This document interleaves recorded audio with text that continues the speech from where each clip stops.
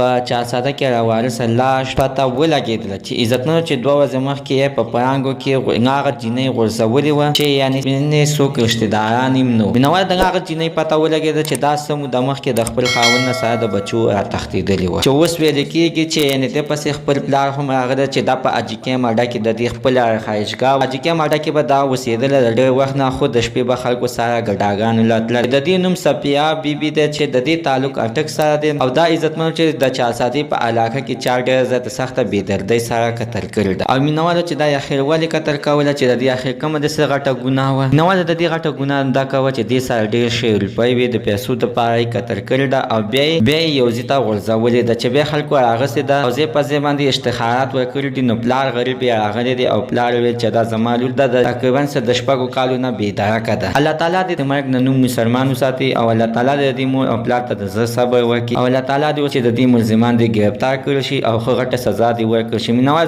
زموږ د نوې معلوماتو د دې پورې د نوي معلوماتو لپاره د سره زموږ دا سوپر کلیک چینل د سره سبسکرایب کړئ، خوا کې سره د ټالۍ نشان ووهئ چې هر یوه نوي معلوماتي ویډیو تاسو ته په اسانۍ باندې در ورسي.